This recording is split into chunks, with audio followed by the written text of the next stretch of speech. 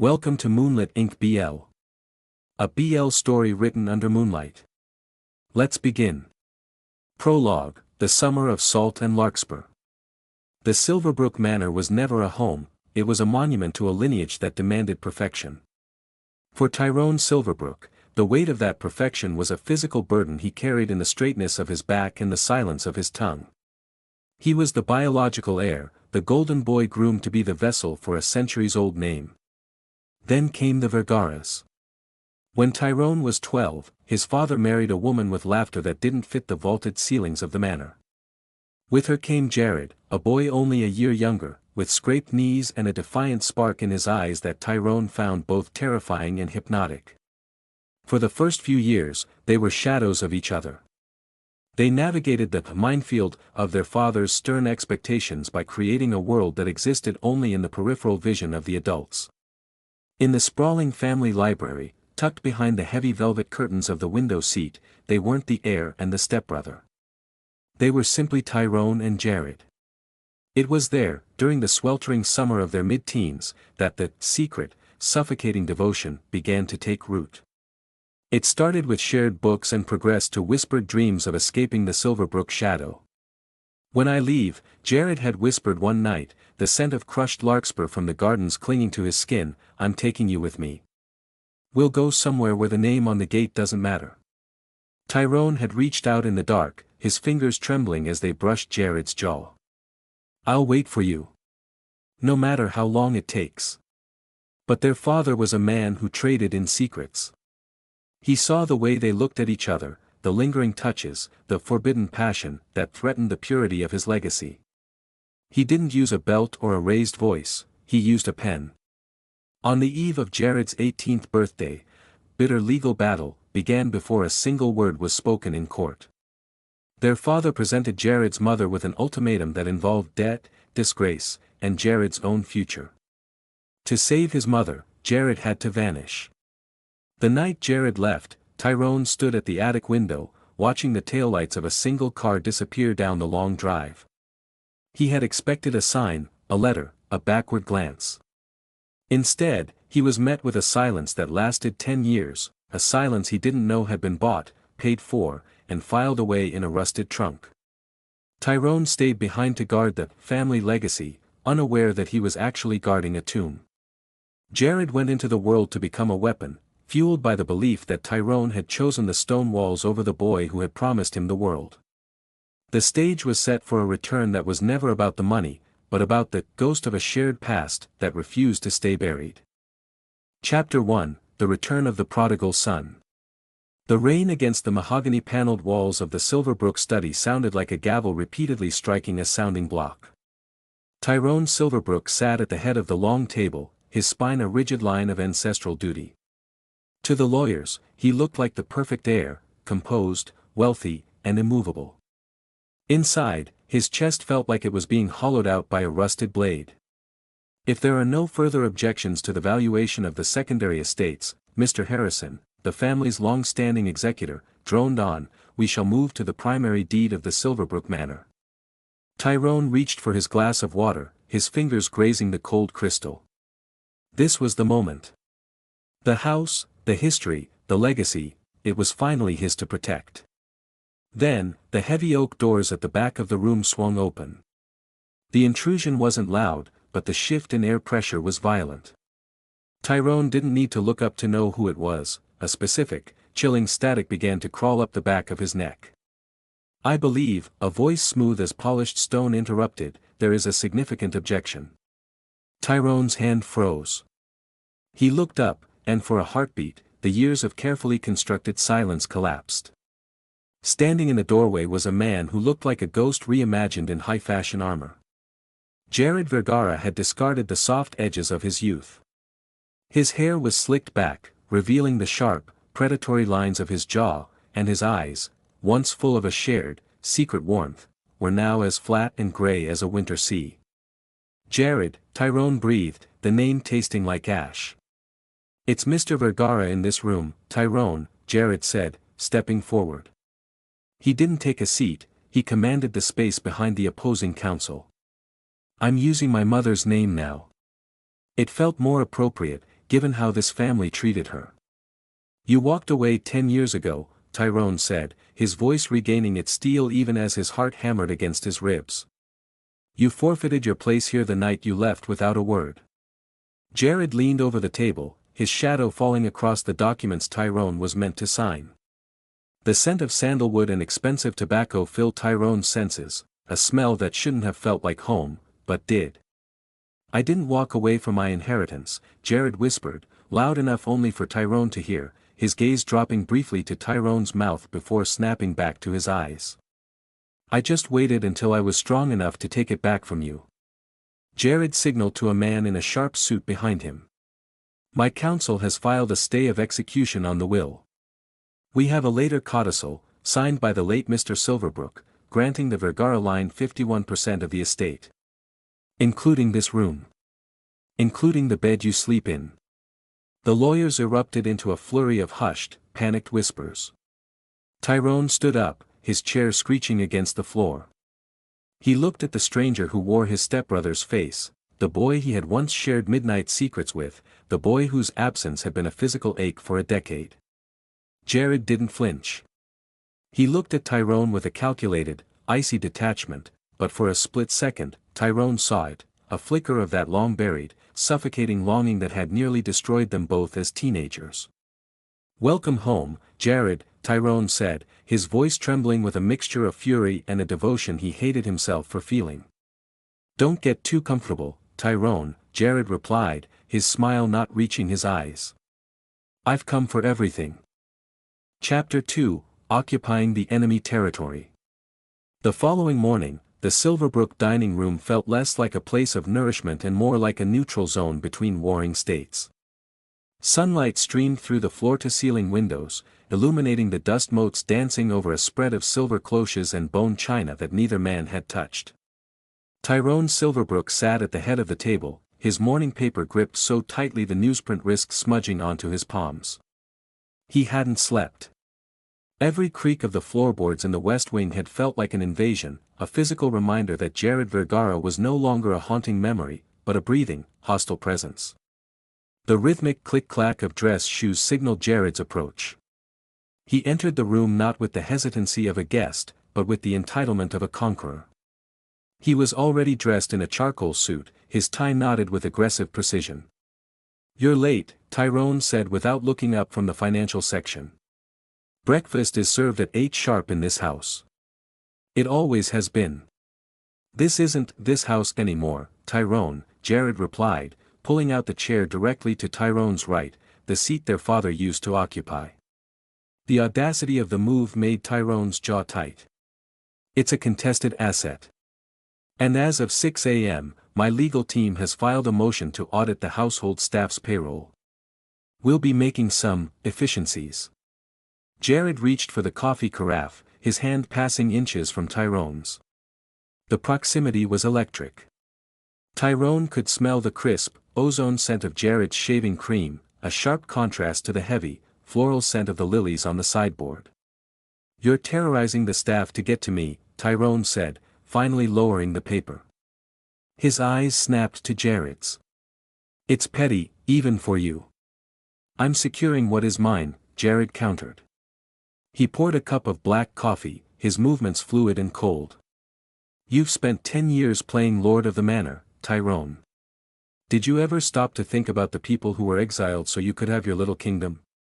Exiled? Tyrone let out a sharp, bitter laugh. You ran. I begged you to stay, and you threw it in my face. You chose to be a Vergara. You chose to leave me here to rot with a dying man and a crumbling legacy. For a fleeting second, the mask of the corporate shark slipped. Jarred's hand trembled slightly as he set the carafe down. The icy demands were there, but beneath them, the secret, suffocating devotion they had shared as teenagers flared in his eyes, a look of pure, unadulterated hurt that he quickly shuttered behind a sneer. I left because there was no room for me in your shadow, Jarred hissed, leaning in. His face was so close Tyrone could see the faint, jagged scar near his temple, a souvenir from a childhood climb they'd shared. But I've grown, Tyrone. I don't fit in shadows anymore. He reached across the table, not for the food, but to flick a stray crumb off Tyrone's lapel. The touch was lingering, a calculated violation of space that sent a jolt of unwanted heat through Tyrone's chest. "The court order says we share the common areas," Jarred whispered, his voice dropping to a dangerous, intimate velvet. "I look forward to seeing how much of your life I can fit into."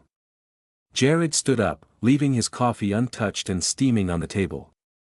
He walked away without another word, leaving Tyrone alone in the silence of the great hall, his heart racing with a passion that felt terrifyingly like hate. Chapter 3, The Ghost in the Library. The clock in the grand hall struck 2, each chime vibrating through the floorboards like a heartbeat. Tyrone couldn't sleep, the air in the manor felt heavy, saturated with the presence of the man sleeping, or perhaps pacing, just a few hallways away. Driven by a restless need for grounding, Tyrone made his way toward the library. It was the one room that hadn't changed since their childhood, floor-to-ceiling oak shelves, the scent of vanilla decay from old parchment, and the heavy velvet curtains that muffled the world outside. He pushed the double doors open and stopped. The room wasn't dark. A single green-shaded banker's lamp glowed on the mahogany desk in the corner, casting long, distorted shadows across the spines of 1,000 books. Jarred was there, his suit jacket discarded over a chair, his white shirt unbuttoned at the collar. He was perched on the rolling library ladder, a weathered, leather-bound volume open in his hands. "The Latin translations," Tyrone said, his voice cutting through the silence. "You always did have a penchant for the classics." Jarred didn't startle. He slowly closed the book and looked down at Tyrone from his perch. In the dim light, the icy demands of the morning had been replaced by a weary, haunting vulnerability. "I remember reading this to you," Jarred said softly, his voice echoing in the vast space. "Under the window seat during the summer of the great storm. You were terrified of the thunder. I told you that as long as we were in this room, the world couldn't reach us." Tyrone stepped into the circle of light.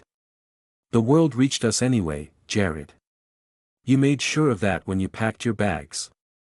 Jarred climbed down the ladder, his movements slow and deliberate. He stopped just a foot away from Tyrone. The minefield of legal threats that defined their daylight hours felt a lifetime away. Here, surrounded by their shared history, there were no lawyers, only the two boys they used to be. "I didn't pack everything," Jarred whispered. He reached into the inner pocket of his discarded jacket and pulled out a small, dried flower, a larkspur, pressed flat and brittle.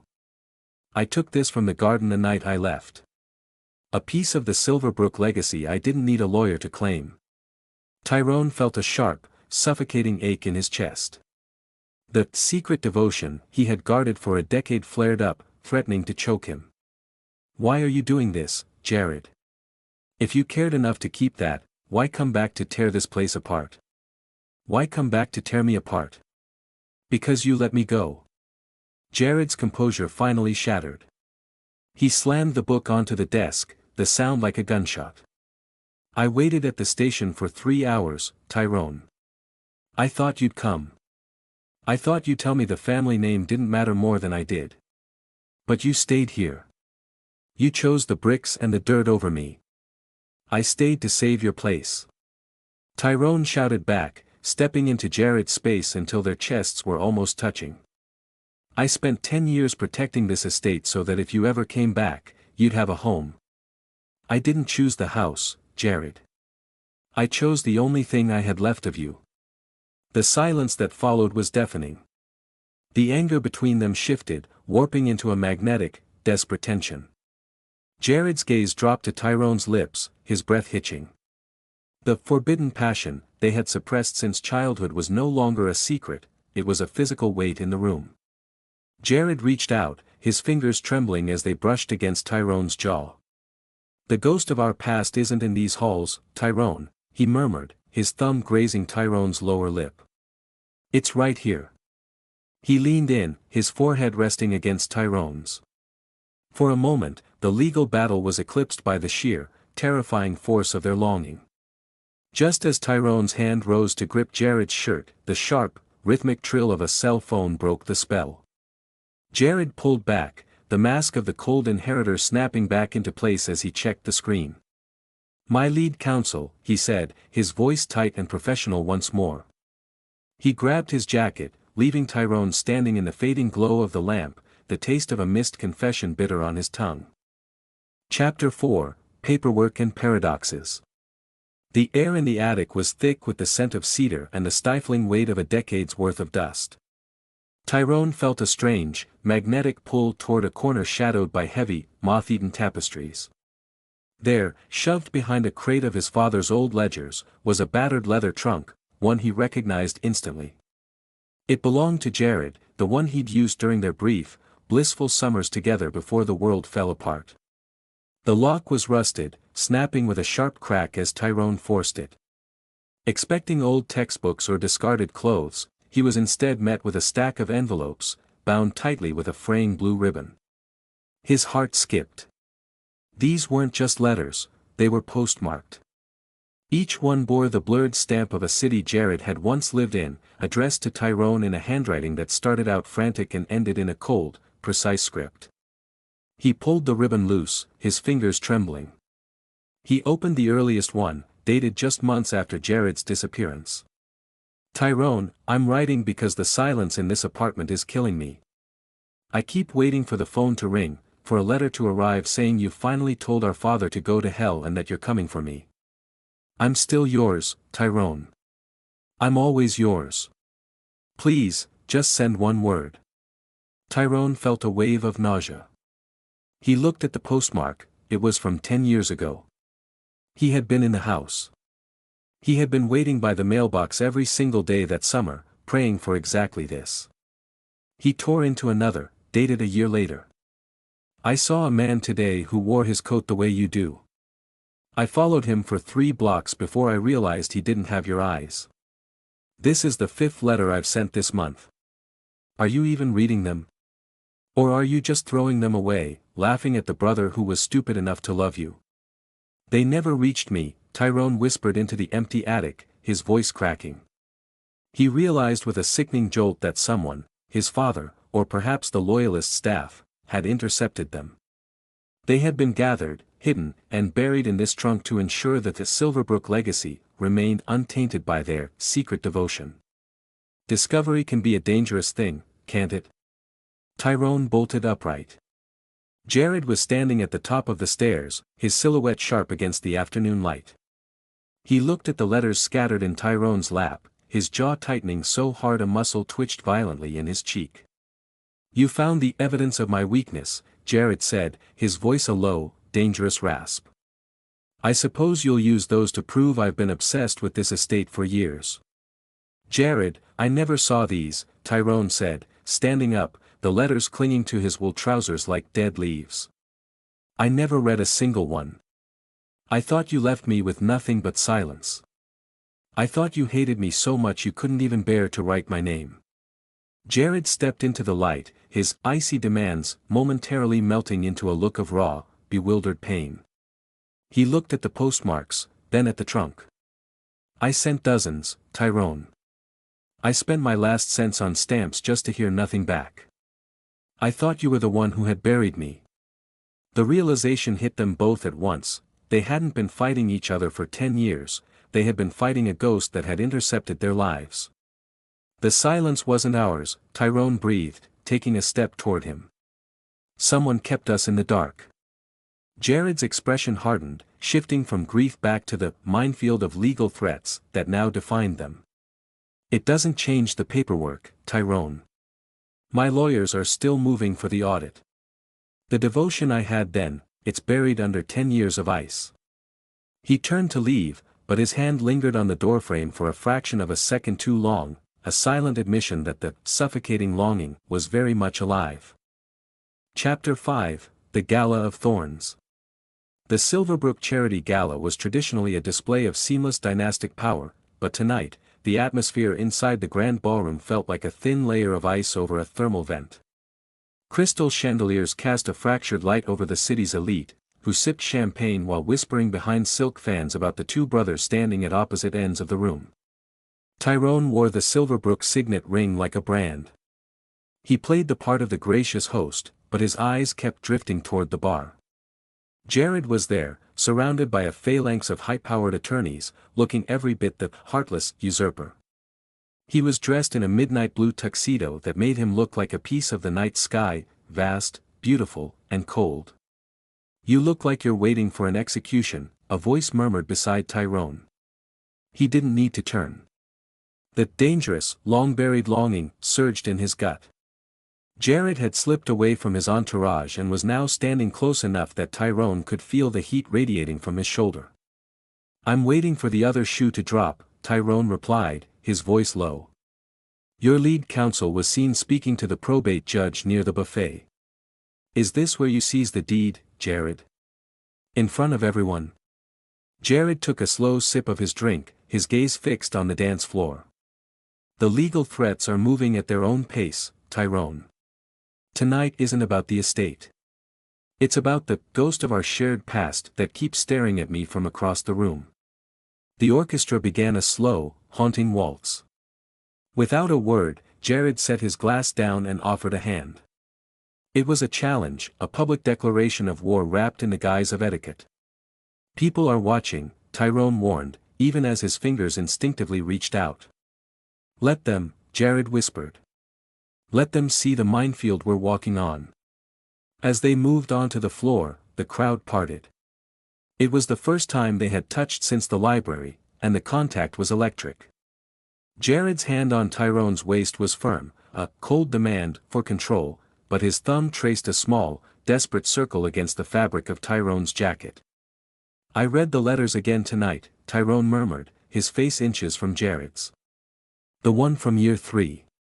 You said you'd burn every bridge just to stand in the foyer. Was that a lie?" The rhythm of the waltz faltered for a fraction of a second. Jarred's mask slipped, revealing a secret, suffocating devotion that was raw and bleeding. "I did burn them, Tyrone," Jarred hissed, pulling him closer until their chests collided. "I burned everything to become the man who could come back and take what was kept from him. Including you. You can't take a person, Jarred.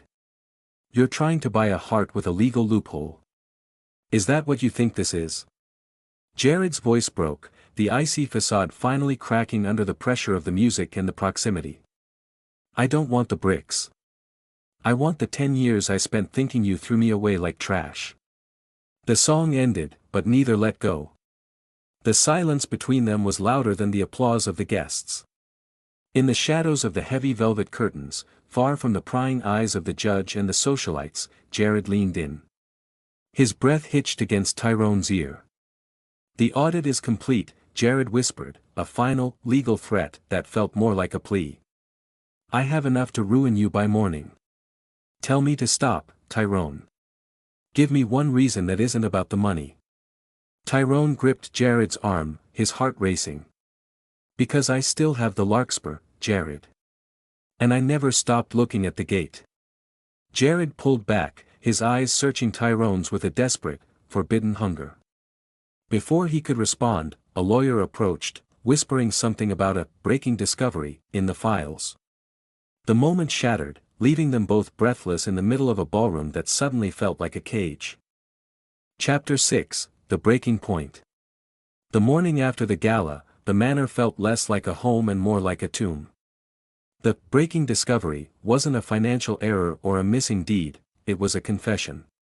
Jarred's lead counsel had unearthed a private vault in the basement of the Silverbrook Trust office, containing a second, handwritten will and a series of medical records that their father had suppressed with ruthless efficiency. Tyrone stood in the center of the grand library, the very room where they had nearly broken the silence days before. Jarred was pacing the length of the Persian rug, a thick manila folder clutched in his hand. The icy demands had vanished, replaced by a jagged, frantic energy. "He wasn't just cold, Tyrone," Jarred said, his voice cracking like dry timber. "He was a predator. These records, he knew about us. He knew about the secret devotion we were hiding as teenagers." Tyrone felt the blood drain from his face. "What are you saying?" Jarred stopped pacing and slammed the folder onto the desk. "He didn't just intercept the letters. He drafted this second will as a trap. It states that the estate only passes to you on the condition that I am legally barred from the grounds forever. And if I ever returned, you were supposed to use a morality clause to strip me of my mother's inheritance. Tyrone reached for the documents, his eyes scanning the cruel, familiar handwriting of their father. It was a roadmap of manipulation. The bitter legal battle had been engineered from the grave to ensure they stayed enemies. Their father had weaponized their long-buried longing, betting that greed would triumph over affection. He wanted us to destroy each other, Tyrone whispered, the weight of the realization pressing the air from his lungs. He made me the jailer and you the thief. And I played right into it, Jarred hissed, stepping into Tyrone's space. The tension between them was no longer about the family legacy, it was about the decade of life stolen by a dead man's malice. I came back here to hurt you because I thought you were the one who signed off on my exile. I wanted to seize the estate just to see you lose the only thing you loved more than me.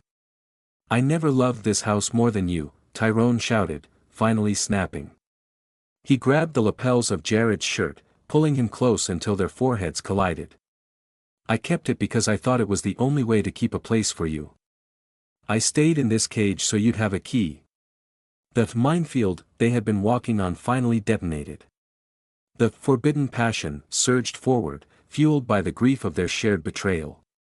Jarred let out a choked sound, half sob, half growl, and crashed his mouth against Tyrone's.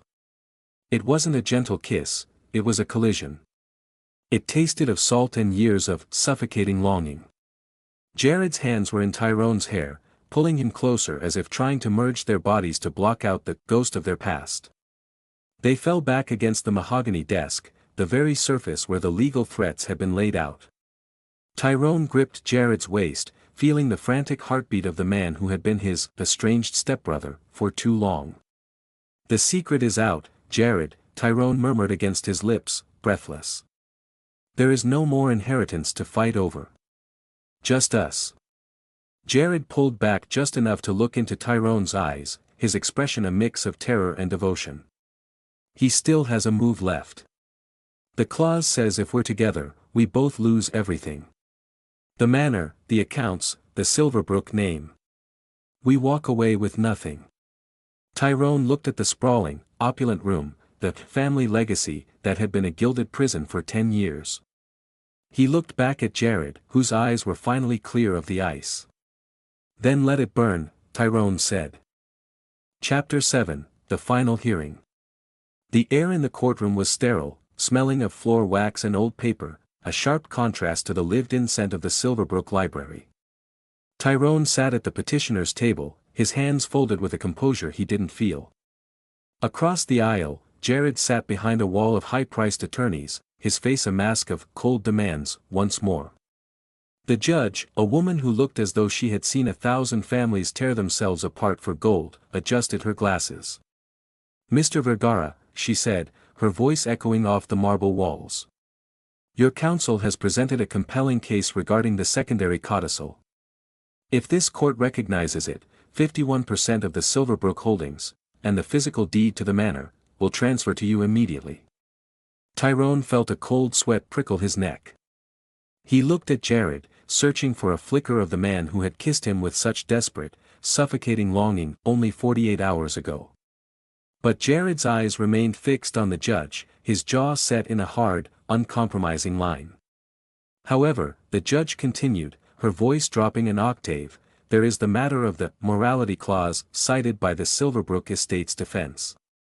If it is proven that the relationship between the parties violates the specific conduct terms laid out by the late Mr. Silverbrook, the entire inheritance, for both of you, forfeits to a charitable trust. You would both leave this room with nothing but the clothes on your backs. The courtroom fell into a suffocating silence. This was the minefield their father had laid. Jarred only had to say the word, to deny their secret devotion, and the house was his. He could win the legal battle and ruin Tyrone in one stroke. Or, he could speak the truth and lose the very legacy he had spent a decade hardening his heart to seize. Jarred stood up. The movement was slow, deliberate, drawing every eye in the room. He walked to the witness stand, his icy demands seeming to fracture with every step. Mr. Vergara, the estate's lawyer began, sensing blood. Is it true that your return to the Silverbrook estate was motivated by a personal attachment to the current executor, Tyrone Silverbrook? An attachment that would trigger the forfeiture clause?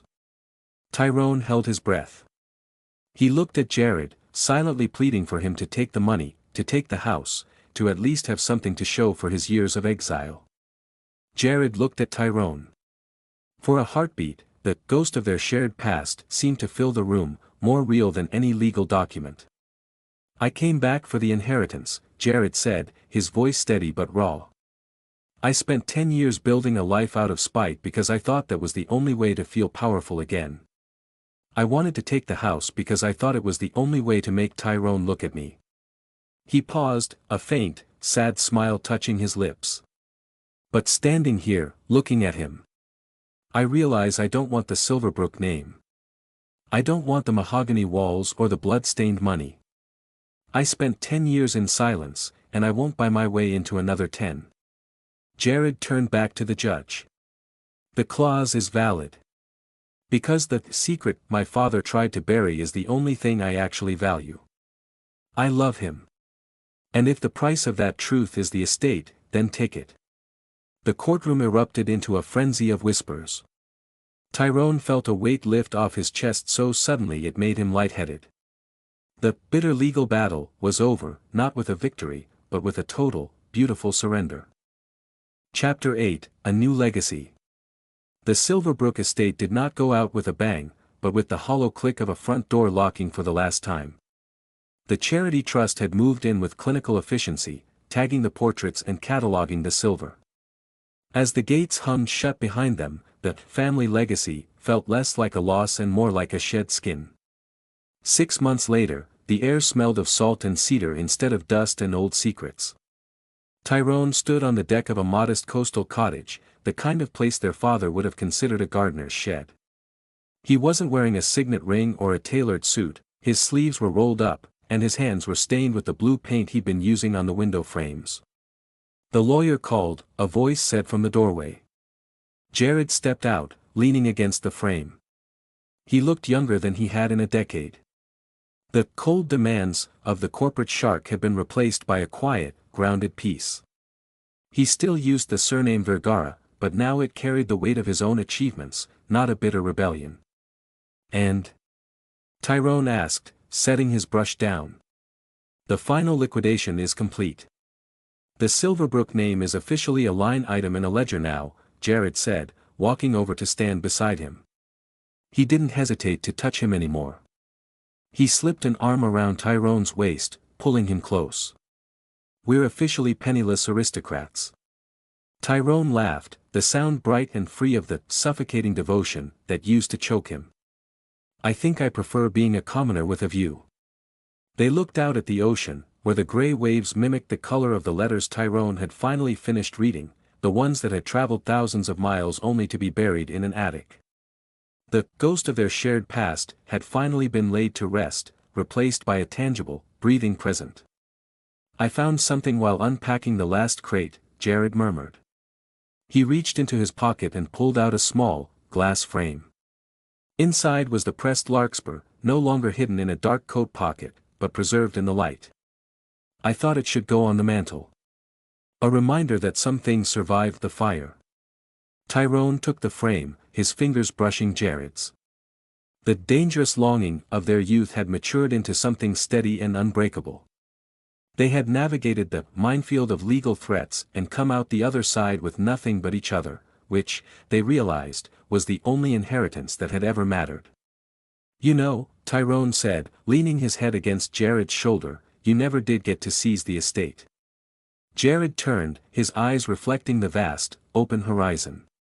He leaned in, his kiss slow and certain, no longer a desperate collision but a promise. I caught the air, Jarred whispered against his lips. That's a much better acquisition. The sun began to set, casting a golden glow over the small house that was theirs and theirs alone. The Silverbrook shadows were long gone, replaced by a light that didn't need a deed to prove it existed.